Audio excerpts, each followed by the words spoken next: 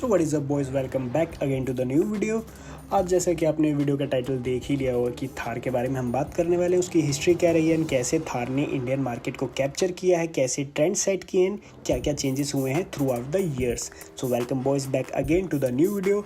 Title जैसे कि आपके सामने है, हिस्ट्री जो रही है थार की स्टार्टिंग से लेके आज तक की, उसके बारे में जल्दी कर लेंगे बात।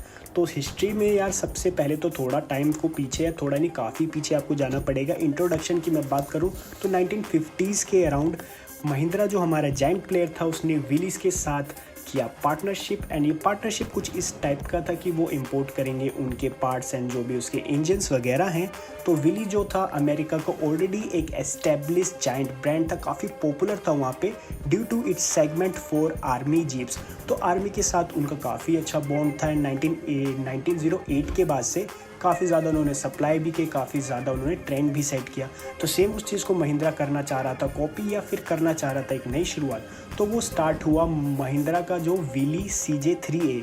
वेल उसका नाम उस टाइम पे महिंद्रा उसको ब्रांड नहीं कर पाया जीप पे, मे बी जो भी उनकी टर्म्स रही होंगी। तो जो कार थी था तो वो महिंद्रा का एक पार्ट, एक महिंद्रा का वेरिएंट, बट उस पर विली लिख के आता था, विली CJ3A। ये था एक फर्स्ट वेरिएंट। एंड यहाँ से एक नया ट्रेंड सेट हुआ इंडिया में। और जो नया ट्रेंड था वो किस चीज़ को लेके था, क्योंकि अमेरिकन ब्रांड ने एक इंडियन ब्रांड के साथ कोलैबोरेशन किया है एंड उसके जो मेजर पार्ट्स थे, जो भी गाड़ी के पार्ट्स थे, इंजन्स वगैरह, वो आते बाहर से थे बट वो असेंबल इंडिया में ही होता था एंड वो महिंद्रा उस चीज़ की टेक केयर करता था। और मैं बात करूं बॉयज़ की, ट्रेंड जो सेट हुआ कि आर्मी जीप एक नई आ गई है इंडिया में एंड काफ़ी ज़्यादा वो अट्रैक्ट भी करा लोगों को। जो रिच पर्सन थे, फैमिलीज थे, वो उस चीज़ को अफोर्ड भी कर पा रहे थे, क्योंकि जो उसका प्राइसिंग था उस टाइम पे भी अमेरिकन मार्केट में अराउंड था कि $1500 के आसपास उसकी प्राइसिंग थी। एंड समवेयर अराउंड मैं बात करूँ जो इंडिया में इसकी कॉस्टिंग उस टाइम पे पड़ती थी, 1950s की मैं बात कर रहा हूँ, 10,000 रुपये इंडियन करेंसी में आपको पे करना पड़ता था। एंड 10,000 उस टाइम पे काफ़ी बड़ा एक अमाउंट होता था, जो कि एक आर्मी ऑफिशियल एंड काफ़ी एक अच्छा से डिसेंट सा रिच फैमिली उस चीज़ को अफोर्ड कर पा रहा था। तो यहाँ से मैं बात करूँ कि आर्मी का यहाँ पे अट्रैक्शन हुआ एंड काफ़ी रिच जो फैमिलीज है उनका अट्रैक्शन हुआ विली CJ3A उर्फ थार को लेके। सेकेंड मेजर अपग्रेड जो महिंद्रा ने किया वो था 1954 का साल, और यहाँ पे प्रोडक्शन को बढ़ाने के लिए जो विली ने यहाँ पे ट्रेंड सेट किया था, उसकी जो पॉपुलैरिटी हो रही थी उसको मास प्रोडक्शन में लाने के लिए खुद ही प्रोडक्शन स्टार्ट कर दिया। यहाँ पर 1954 में विली जो महिंद्रा विली से सिर्फ इंजन इंपोर्ट करा रहा था, बाकी सारे पार्ट्स एंड बाकी सारी जो बॉडी है वो खुद ही महिंद्रा इंडिया में मैन्युफैक्चर कर रहा था। इंडिया में उसका मास प्रोडक्शन हो गया था स्टार्ट, और उसके बाद 14 साल तक यही सारी चीज़ें चलती रही। एंड मेजर अपग्रेड हुआ 1968 में, जब महिंद्रा ने डिसाइड किया कि वो अब से राइट हैंडेड कार ही बनाएंगे। अभी तक जो कारें आ रही थी CJ के, जो विली के मॉडल्स आ रहे थे, वो सारे लेफ्ट हैंड ड्राइव थे, बट पहली बार 1968 में हुआ थार ने, यहाँ पे महिंद्रा ने इसको किया अपग्रेड एंड गाड़ी बनने लगी राइट हैंड कार। और अभी तक ये सिर्फ पेट्रोल इंजन में ही आ रही थी, तो एक बड़ा अपग्रेड आना बाकी था, जो कि मेजरली आया था 1970 में, जबकि पेट्रोल के प्राइस काफ़ी ज़्यादा हो रहे थे एंड क्राइसिस भी था इंडिया में। तो 1970 में एक मेजर चेंज किया महिंद्रा ने। अब जो कार था हमारा विली CJ4A, एक नया वेरिएंट लॉन्च हो चुका था, जो कि एक डीजल इंजन पर बेस्ड था, और ये डीजल इंजन महिंद्रा ने और कहीं से नहीं अपने ट्रैक्टर से ही निकाला था। तो यहाँ पे एक नया ट्रेंड शुरू हुआ था, क्योंकि थार डीजल अब हो गया था मार्केट में लॉन्च, और ये डीजल इंजन की मोनोपोली चलती रही पूरे 15 साल। एंड फाइनली 1985 का टाइम आया, जबकि महिंद्रा ने फाइनली लॉन्च किया खुद का ब्रांड नेम महिंद्रा MM540। ये एक बिग गेम चेंजर था, क्योंकि ये rural areas and even cities दोनों में ही काफ़ी ज़्यादा पॉपुलर हुआ था, क्योंकि इसके दोनों ही सेगमेंट आ चुके थे, 2 wheel drive and 4 wheel drive दोनों ही सेगमेंट थे। End of roading and even city drive के लिए ये कार काफ़ी ज़्यादा पॉपुलर होने लगी।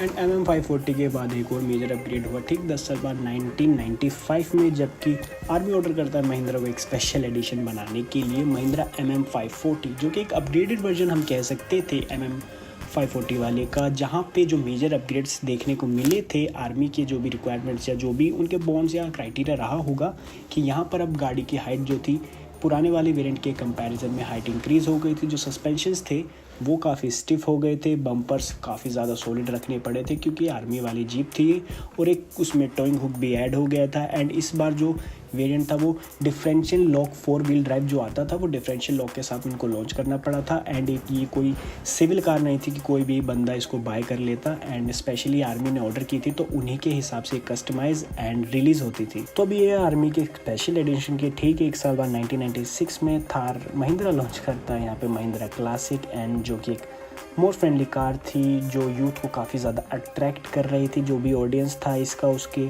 महिंद्रा के काम को लेके काफ़ी ज़्यादा उसकी सराहना कर रहा था। एंड इसमें जो मेजर अपग्रेड्स आपको देखने को मिले थे वो ये था कि आप इसकी जो विंडशील्ड है उसको फोल्ड कर सकते थे। एंड इसमें जो स्पोक्स वाले आपको ना क्रोम वाले डिज़ाइन के व्हील्स देखने को मिलते थे, क्योंकि अब ये रोड्स पे भी चलने लगी थी गाड़ी, लोग इसको रोड पे भी उतार रहे थे, तो यहाँ पर जो व्हील्स हैं वो भी चेंज हो गए थे। थोड़ा अलॉय वाला तो नहीं आता था यार उस टाइम पे, बट यहाँ पे स्पोक्स आपको जो थे वो क्रोम फिनिशिंग में देखने को मिलते थे, जो भी काफ़ी ज़्यादा प्रीमियमनेस प्रोवाइड करता था यूज़र को। एंड जो भी यार वहाँ पे प्रीमियम सेगमेंट होता था, जो यूज़र बेस होता था, वो उसको लेके काफ़ी ज़्यादा खुश था।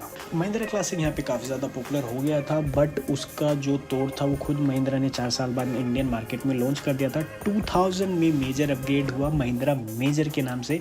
मेजर जो यहाँ पे क्लासिक का हम कह सकते हैं सेम पैनल पे तो था ही, बट एक अपग्रेडेड वर्जन था क्योंकि यहाँ पे सीटिंग कैपेसिटी थी वो इंक्रीज़ हो गई थी, एंड एक मोर पैसेंजर फ्रेंडली गाड़ी यहाँ पे आ गई थी महिंद्रा की तरफ से, जिसकी वजह से लोग उसको एज अ पब्लिक ट्रांसपोर्ट में एंड बिजनेसेस में भी काफ़ी ज़्यादा यूज़ करने लगे थे। और एक फैमिली फ्रेंडली कार होने के बाद 2006 में महिंद्रा लॉन्च करता है महिंद्रा लेजेंड, जो कि एक ऑफ रोडिंग सेंसेशन हो जाती है क्योंकि कोरली पैसेंजर जो हमारा पुराने वाला वेरिएंट था महिंद्रा मेजर वो मोर सेंट्रिक टू पैसेंजर के हिसाब से था। बट 2006 में जो लॉन्च हुआ महिंद्रा लीजेंड वो एक पूरा off roading to core segment था, जिसमें दोनों ही ऑप्शन आपको देखने को मिल जाते थे, 4 wheel drive and 2 wheel drive with the both differential lock. And ये काफ़ी ज़्यादा ऑफ रोडिंग के लिए फ्रेंडली हो गया था। एंड फाइनली जिसका हम वेट कर रहे थे, 2010 वॉज द ईयर जब थार का जन्म हुआ, थार वॉज बॉर्न। एंड यहाँ पे जो ट्रूली सेगमेंट था वो more to off roading and more to city दोनों में ही आने लग गया था, बट यहाँ पे लोग उसको अपने हिसाब से कस्टमाइज़ भी करा रहे थे, यूज़ भी कर रहे थे। एंड थार जो नाम था काफ़ी ज़्यादा अट्रैक्टिव था, ऑडियंस ने उसको काफ़ी ज़्यादा पॉपुलर बना दिया। इवन द रूरल एरियाज़, जो अर्बन एरियाज़, दोनों में ही वो काफ़ी ज़्यादा पॉपुलर हो गई थी। एंड जो थार थी वो सेम पैनल पे बेस्ड थी महिंद्रा लीजेंड पे, बट उसमें जो चेंजेस थे उसकी वजह से वो गाड़ी काफ़ी ज़्यादा पॉपुलर हो गई थी, क्योंकि यहाँ पे जो भी अर्बन सिटी के यूज़र्स थे उनके हिसाब से उनको काफ़ी ज़्यादा फीचर्स यहाँ पे ऐड ऑन हो गए थे। गाड़ी में हीटर भी देखने को मिल जाता था, एंड जो रूफ टॉप था पीछे वाला वो आपको थोड़ा सॉफ्ट रूफ वाला देखने को मिलता था। इवन कुछ लोग उसको रिमूव भी करा देते थे, एंड उसकी वजह से यार ये पूरा off to the nature and काफ़ी ज़्यादा अच्छा एक्सपीरियंस, दोनों का ही मज़ा यहाँ पे देखने को मिल जाता था। आप रूफ टॉप अपने हिसाब से मैनेज कर पा रहे थे, एंड आप जब ट्रिप्स पे जा रहे हो, ऑफ रोडिंग पे जा रहे हो, तो आपको एक अलग सा एक्सपीरियंस प्रोवाइड कर रहा था। एंड यहाँ पे आपको मेटल के डोर देखने को मिलने वाले थे, एंड जिसकी वजह से यार ये गाड़ी काफ़ी ज़्यादा हैवी एंड मस्कुलर लगती थी। एंड अर्बन एरियाज़ में डेफिनेटली ये वाली गाड़ी ज़्यादा हिट हुई थी। इवन एक off roader, still it's a off roader, but still urban areas में काफ़ी ज़्यादा पॉपुलर हो गई। यहाँ पे आपको लॉन्ग पाइप देखने को मिलते थे साइड बार में, एंड मैनुअल डिफरेंशियल लॉक यहाँ पे आपको इंट्रोड्यूस हो गए थे महिंद्रा की तरफ से। तो थार का जो जन्म हुआ एंड स्टार्टिंग से ही वो काफ़ी ज़्यादा बूम हो गया था। एंड फाइनली जो थार की लेगेसी स्टार्ट हो गई थी, एंड 5 साल तक वो काफ़ी ज़्यादा अच्छी चलती रही। एंड 2015 में गवर्नमेंट के कुछ नॉर्म्स आए, जिसकी वजह से थार को कुछ चेंजेस करने पड़े अपने आप में।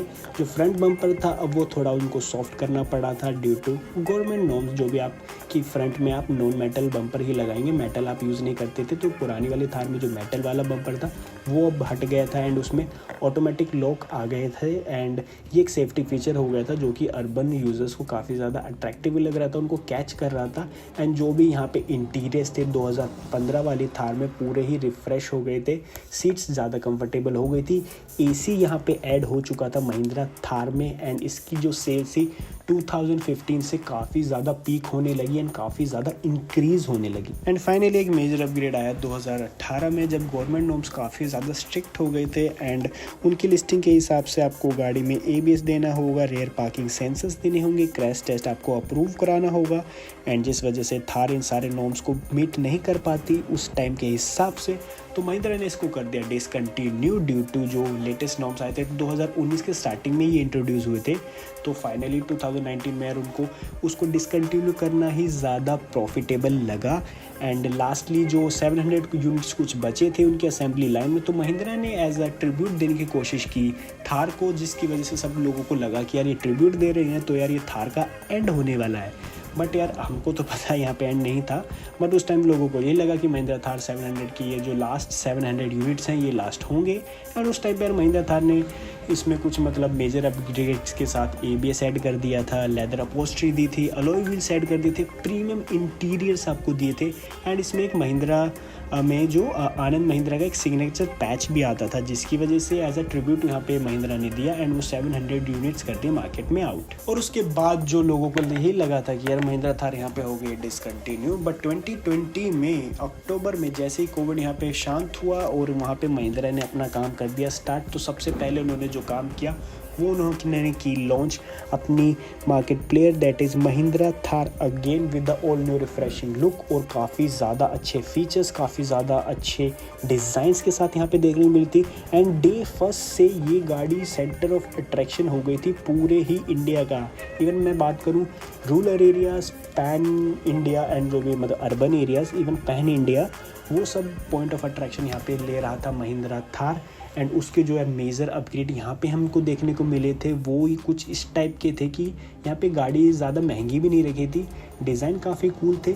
10 से 14 लाख का एक्स शोरूम देखने को मिलता था, जो भी मतलब बेस मॉडल वहाँ पे 10 लाख का लॉन्च किया था 2020 में, एंड टॉप मॉडल वही एक्स शोरूम आपको 14 लाख का देखने को मिलता था। तो प्राइसिंग ज़्यादा मतलब रीज़नेबल थे, काफ़ी ज़्यादा महंगी भी नहीं थी। एंड जो उसके डिज़ाइन को लेके जो मेन सेंटर ऑफ अट्रैक्शन था, जो कंफर्ट था, वो डेफिनेटली इंक्रीज़ हुआ था।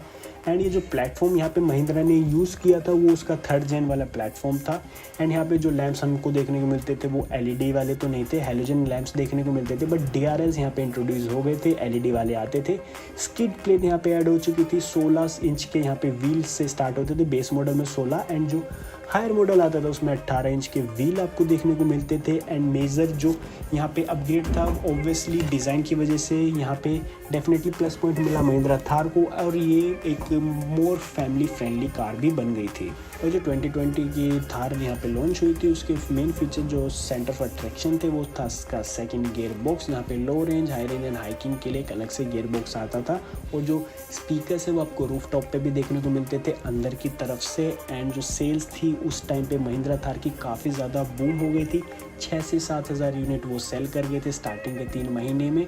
एंड जो बुकिंग थी गाड़ी की वो क्रॉस कर चुकी थी 30,000 का आंकड़ा। और उसके बाद थार ने ना रुकने की कसम ही खा ली थी कि 2024 में महिंद्रा थार रॉक्स 5 डोर को कर दिया लॉन्च, जो कि एक मोर सेंट्रिक टू फैमिली कार थी। पुराने वाले 3 डोर ना ऑफ रोडिंग के लिए ज़्यादा यूज़ होती थी, बट यहाँ पे महिंद्रा ने एक फैमिली फ्रेंडली कार बनाने की कोशिश की एंड काफ़ी ज़्यादा मार्केटिंग पे उन्होंने स्पेंड भी किया, काफ़ी ज़्यादा खर्चा भी किया। बड़े बड़े लॉन्च हुए महिंद्रा थार रॉक्स 5 के, एंड उसका जो प्राइसिंग था 13 लाख से शुरू होकर 22.5 लाख तक जाता था एक्स शोरूम वाला। एंड जो उसका टॉप मॉडल था वो डीजल वाला ही था, ऑब्वियसली 4x4 जो हम देखते थे। एंड उसमें सारे ही लेटेस्ट फीचर्स देखने को मिल जाते थे, panoramic sunroof, hall to engine start stop का बटन देखने को मिल जाता था आपको। एंड मोर स्पेस यहाँ पे आपको ऑब्वियसली 5 डोर है तो उसकी वजह से स्पेस भी बढ़ गया था। जो लेग रूम की शिकायत पुराने वाले वेरिएंट में आती थी वो यहाँ पे ख़त्म हो चुकी थी, क्योंकि गाड़ी की विथ जो लेंथ है वो काफ़ी ज़्यादा बढ़ गई थी, इस वजह से लेग रूम ऑब्वियसली इंक्रीज़ हो गया था। एंड एक मोर ईजी टू ड्राइव गाड़ी यहाँ पे बन गई थी। एंड सारे इसमें लेटेस्ट फीचर भर भर के दे दिए हैं महिंद्रा ने। पूरा सिस्टम यहाँ पे जो लैंप्स वगैरह LED वाले देखने को मिल जाते हैं, प्रोजेक्टर्स, पूरा सेटअप काफ़ी ज़्यादा लेटेस्ट फीचर्स के साथ आने लग गया था। एंड इसमें जो लेटेस्ट अब टॉप मॉडल में व्हील्स की बात करें तो हाइट को बढ़ाने के लिए 19 इंचेस के व्हील्स भी इंट्रोड्यूस हो गए थे। एंड फ्रंट में इसमें आपको ADAS भी देखने को मिलता है। ऑब्वियसली जो थार की जर्नी रही है 1950 से लेकर 2024 तक की हमने कर ली है कवर। एंड बॉयज़ ये सेगमेंट आपको कैसा लगा, ये वीडियो जो हमने एक छोटी सी केस स्टडी आपको देने की कोशिश की है वो आपको कैसी लगी। ऑब्वियसली थार की अगर मैं पर्टिकुलर महिंद्रा की बात करूँ तो स्टार्टिंग में 1950 से लेके 2024 तक काफ़ी ज़्यादा अच्छा काम किया है। 74 ईयर्स की जो जर्नी रही उसमें काफ़ी अप्स एंड काफ़ी डाउन्स एंड काफ़ी R&D का यहाँ पे आपको इस्तेमाल देखने को मिलेगा, क्योंकि महिंद्रा थार ने ये जो ऑफ रोडिंग वाला सेगमेंट इनका रहा है थार को लेकर उसको बिल्कुल भी नहीं छोड़ा, उसको वो कंटिन्यू करते गए हैं and as a Indian brand मेरे को काफ़ी ज़्यादा ये फील होता है कि मैं प्राउड फील करता हूँ इस चीज़ को लेके कि एक महिंद्रा थार सेगमेंट 74 ईयर से ज़्यादा ये वाला सेगमेंट यहाँ पे कंटिन्यू हो रखा है एंड स्टिल ये एक लूप पे है और इसका जो ग्राफ है वो प्लस में ही जा रहा है। तो all the very best to Mahindra Thar and boys. इस टाइप की केस स्टडी आपको कैसी लगी तो प्लीज़ एक बार कमेंट सेक्शन में बताएं। It is a initial part हमारी पहली वीडियो एक केस स्टडी को लेके। अभी हमने महिंद्रा थार को लेके ये बनाई है।